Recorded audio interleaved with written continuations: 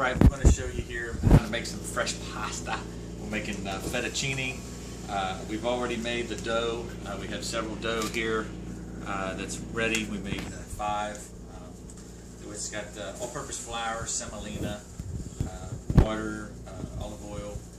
Very nice consistency. Makes a lot of pasta. You want to keep things floured real good. We have our pasta cutter, and I'm going to show you what we're going to do. First, I'm going to cut a little chunk here off of our dough that we have here, and we're just going to shape it just into just a little circle or rectangle, whichever, and put a lot of flour on it. And we're going to have the setting on number 1, and we're just going to run it through the smooth rollers. We're looking for a nice silky dough. After it comes out, you want to fold it over, make sure it has flour on it, and then roll it down. And what we're doing by this is shaping the pasta, getting it ready to cut, and making it silky. And it makes for a very good thin pasta, and I want to show you with the finishing product.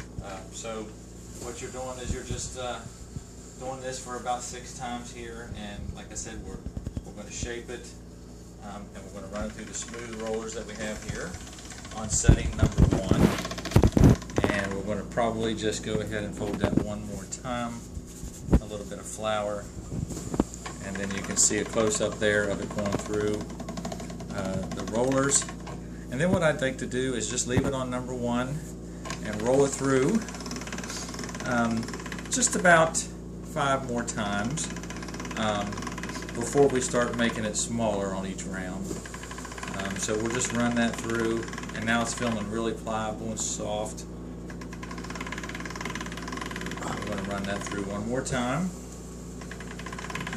Alright, now after you do that, you do want to make sure that you keep enough flour on the dough as you're running it through. And then now we're going to move the setting to number 2, and we're only going to run it through once on each setting. So this is number 2. It's going to get, the pasta is going to get longer and thinner and wider. Then we're going to go to number 3 one time. Now this machine will go up to 9. Depends on what you're doing. You can have thick or thin. This is number 4 here. In this instance, we like number 6. It seems to be a pretty thin, but not too paper thin for fettuccine. We're going to number 5.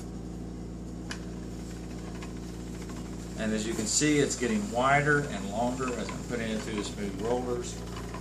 And then lastly, we're going to do number 6. Okay. And it's looking really good. It feels really good. It's got a good texture to it. It holds together really well. Now we're starting to look a little bit paper thin. I'm going to hold it up here so you can see this now. It's a very thin pasta. We could go, like I said, to 9, but I prefer this for the fettuccine that we're making. And depending on the chunk of dough that you pull out, this could be really long. If we take it to 9, it would be longer. Now before we cut it into the fettuccine, we're going to definitely give it a good coat of flour. You do not want this to stick. And then you're going to flip this over and do the same thing on the other side. Then I just take off the excess, and then what you do is you change your handle.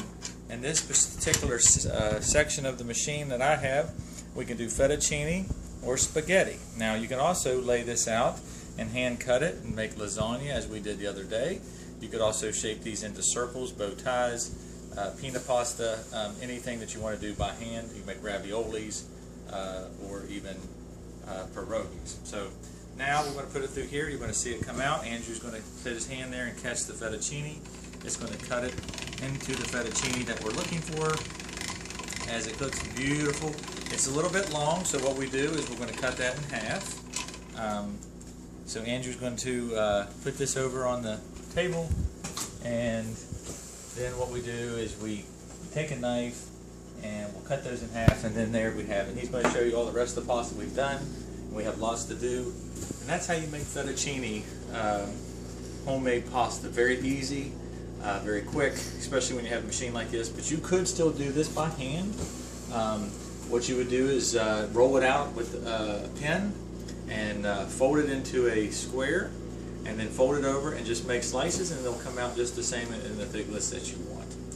Thank you, and we'll see you the next time on Gary Simmons Pasta Italiano.